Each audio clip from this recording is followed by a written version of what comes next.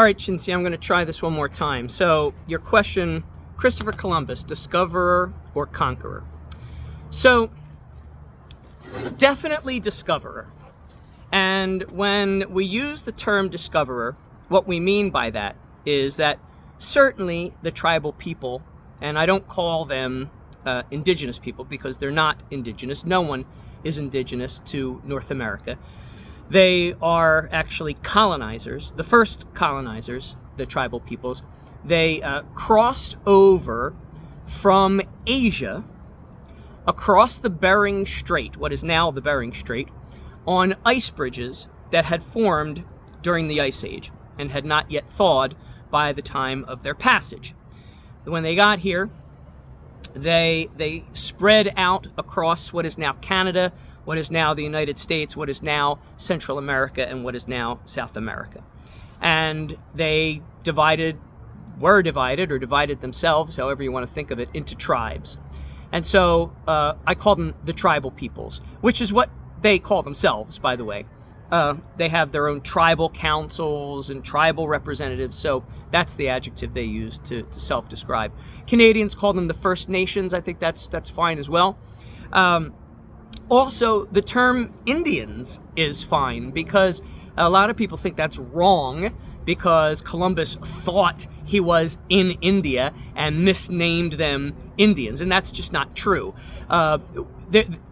Columbus was sailing for the Indies, which is the way everything from China to India was referred to. The entire Middle and Far East was referred to as the Indies in those days.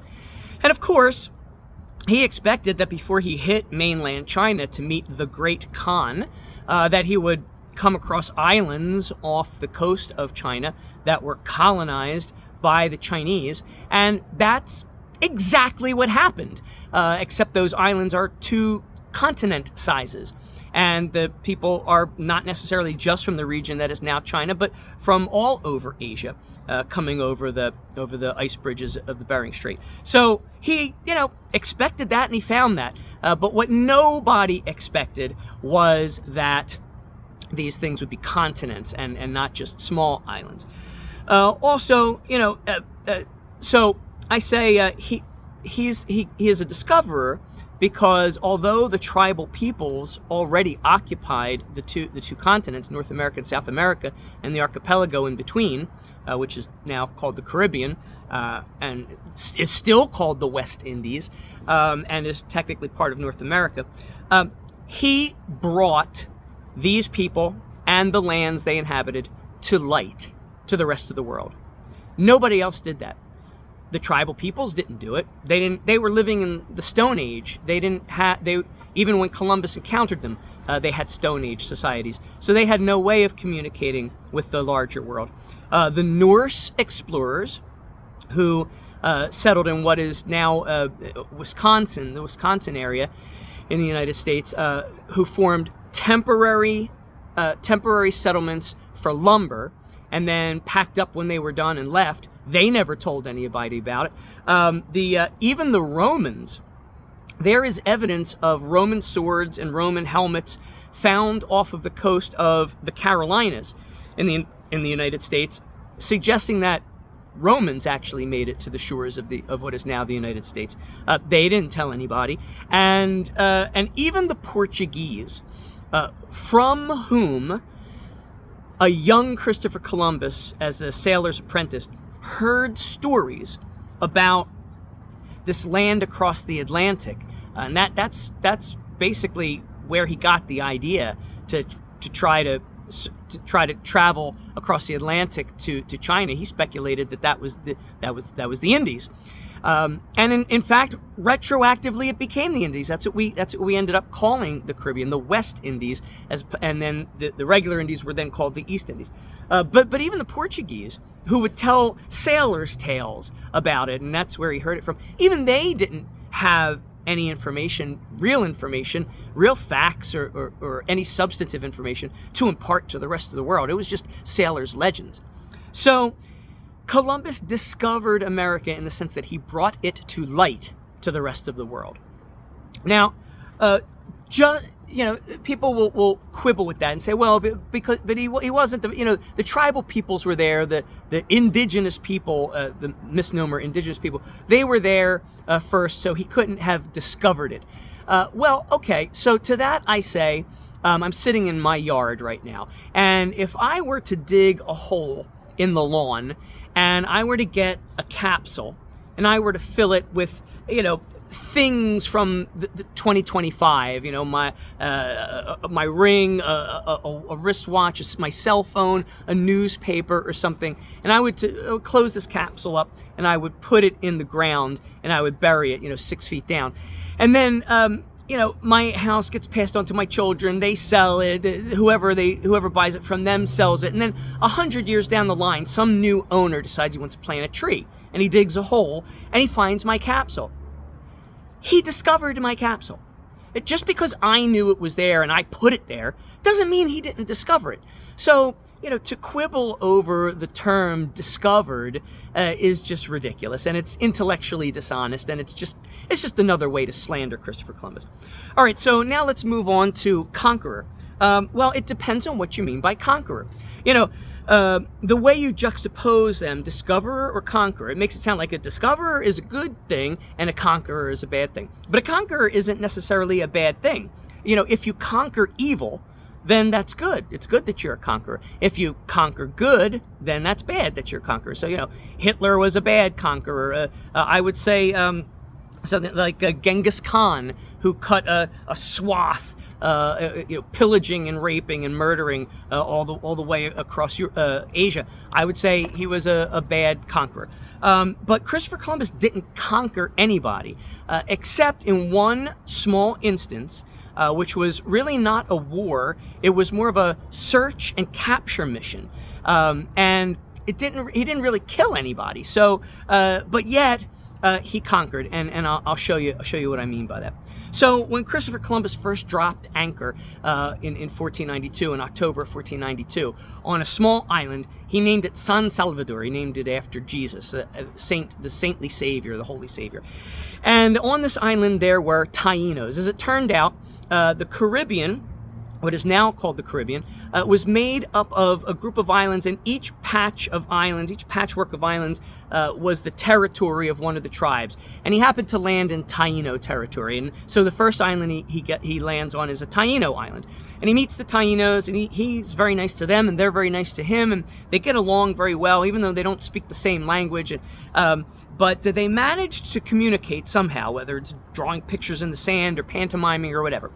And they communicated to Columbus that there were other tribes that lived on other islands in this archipelago, but one tribe, at a certain time of year, this one tribe would leave all of its islands in armies of canoes, in flotillas of canoes, and these canoes would descend on the islands of the other tribes, and they would pillage the tribes. They would murder and eat the men. They would capture, castrate, and enslave the boys. And then when the boys grew to adulthood, they would murder and eat them. They would rape the girls and the women. And when the rape victims gave birth, they would eat the babies. So Columbus and the Christians, when they heard this, they were horrified. They were mortified. They weren't really even sure what they were hearing, if there was any truth to it. But then Columbus went to other Taíno islands. And each time he landed on a Taíno island, he heard the same thing from the Taínos there. Yeah, there's this other tribe. They're called the Caribs, or sometimes they were called the Canibs. It depended on how the Taínos were pronouncing the words. And Carib, of course, is where we get the word Caribbean. And Canib is where we get the word cannibal, because that's what they were. And the Taínos were telling him the same story on every Taíno island he visited. Yeah, these Caribs, these Canibs, they come from their islands at a certain time of year. They rape, they pillage, they murder the men, they eat the men, they enslave and castrate the boys. They eat the boys when they grow up. They rape the women and girls, and then they eat the babies. And they just couldn't believe what they were hearing, but because they kept hearing it over and over again, they were convinced it was true. Well, finally, the last place that Columbus landed on his first voyage was the island of the Dominican Republic in Cuba.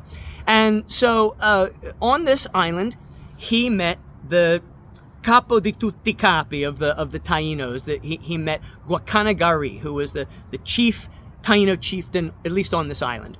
And they became fast friends. They loved each other so much, in fact, that Guacanagari would call Christopher Columbus his brother.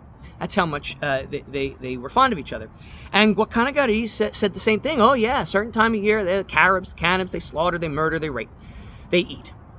So Christopher Columbus said, all right, well, I'm sailing for a country called Spain. Obviously he was a Genoan, but he was sailing for Spain. He said, I'm sailing for the king and queen of Spain. And they're a Christian nation, a Catholic nation, and they'll protect you. We have the largest army in the world. And they did at the time in 1492, because Isabella, who had her own country, married Ferdinand, who had his whole country. And then Isabella's brother died and left his country to her. So she had two countries and Ferdinand had one. And when they married, it was three countries merged into this now super nation, this superpower, Spain.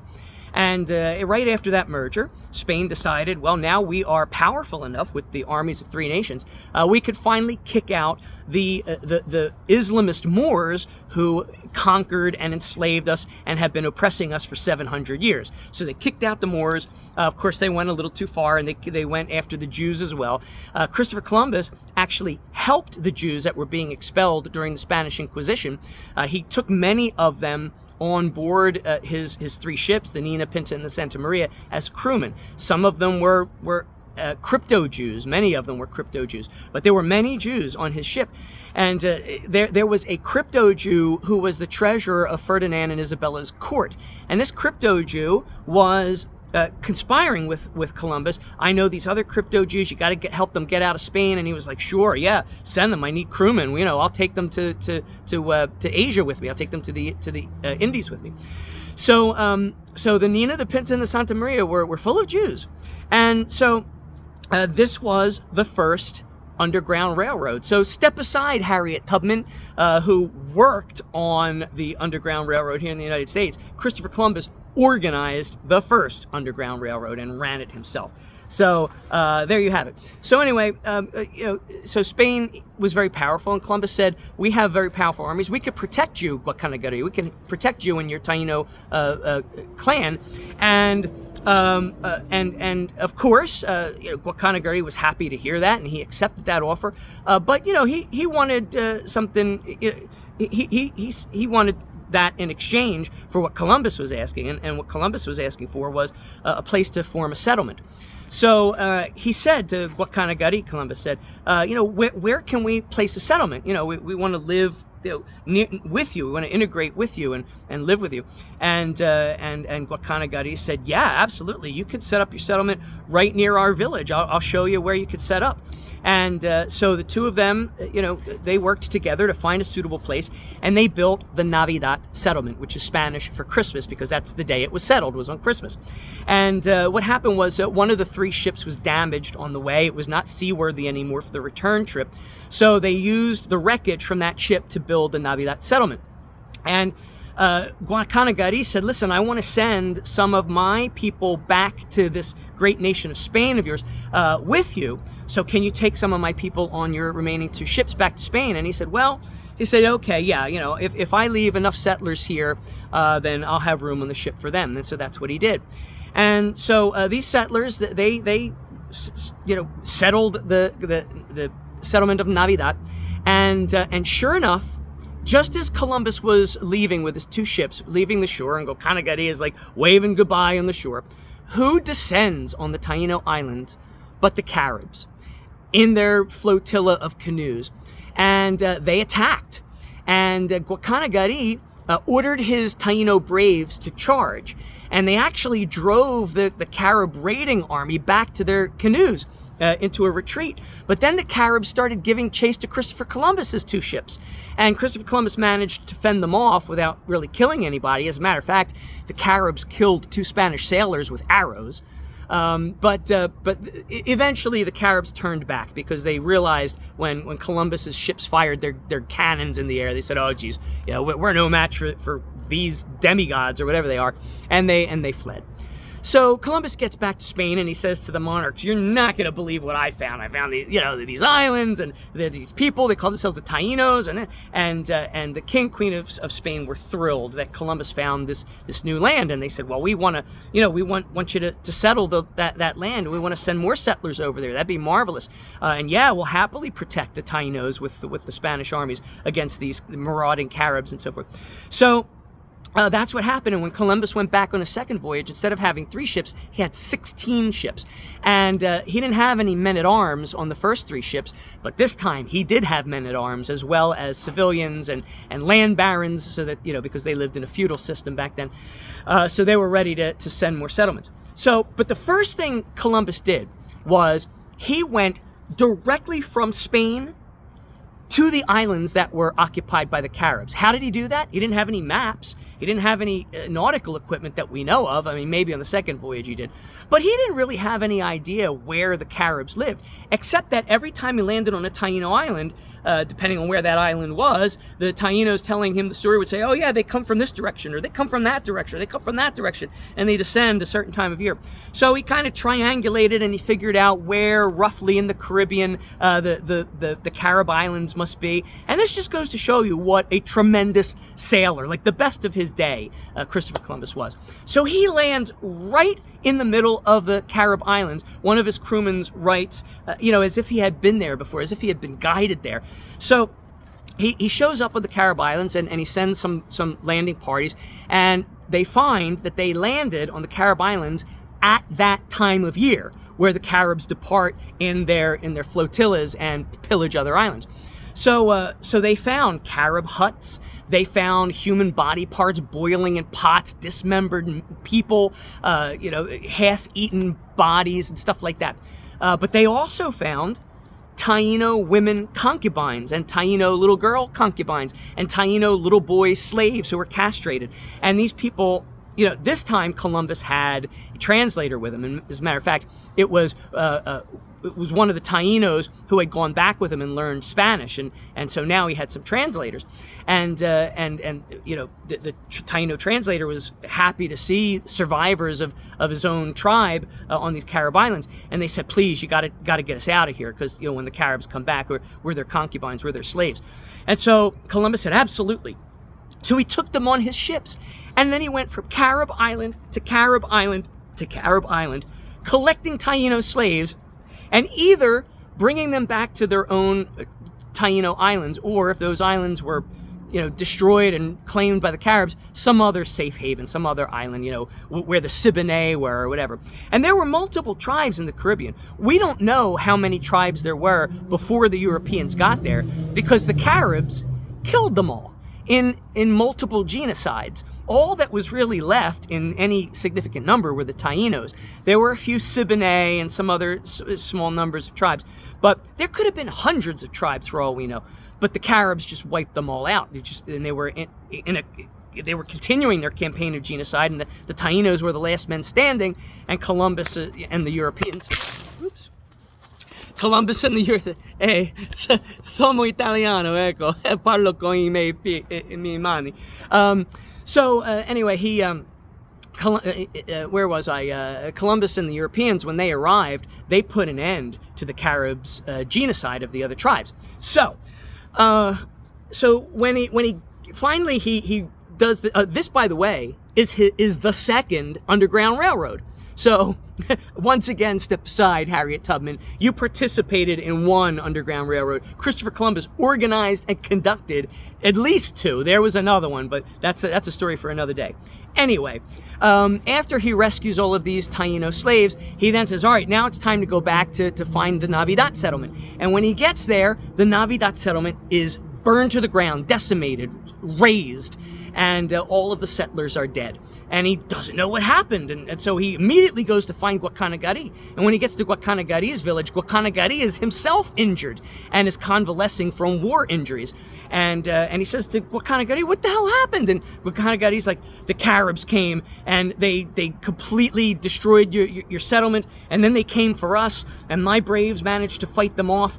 And I got injured in the battle, but at least I survived, and we managed to pull out of it. And Columbus said, all right, enough of this. And so what happened was Columbus and Guacanagari put their heads together, and they came up with what I like to call the Euro-Taino Alliance. The Euro-Taino Alliance. So what happened was Christopher Columbus offered to send some Spanish men-at-arms, and Guacanagari offered to send some of his braves, his warriors. And so these combined forces of Spanish men-at-arms and Taino warriors went out on a search and capture mission.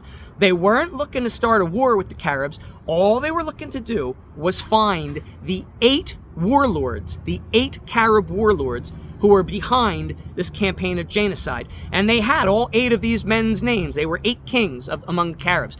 And the idea was we go, we capture the 8 kings, and then we send them back to Spain for a trial.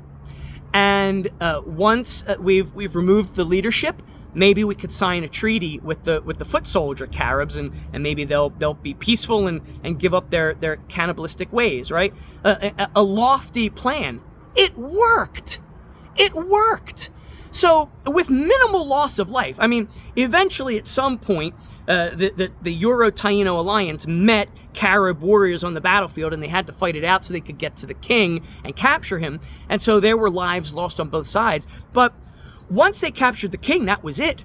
And they didn't kill the kings. They imprisoned them and sent them back to Europe. And sure enough, once all 8 kings were captured and the Caribs were leaderless, they agreed to sign a treaty. And they stopped with the cannibalistic practices, and they assimilated into the Tainos and the other tribes. And that was it. He brought peace. So in that very narrow sense, he and Guacanagari together conquered the Caribs. So in that sense, he was a conqueror, but not in the sense that he conquered the Tainos, he conquered the Caribbean, not in that sense at all. So that's my answer to discover or conquer. He was both a discoverer and a conqueror of evil, but not an oppressor or a conqueror of good people or a conqueror of gentle people. Nothing of the sort. All right. So this is my answer to your first question, and I will present, you gave me how many? 6 questions. So I will present you 5 more videos with an answer just like this one. All right. I hope you find this helpful. Thank you, Cinzia.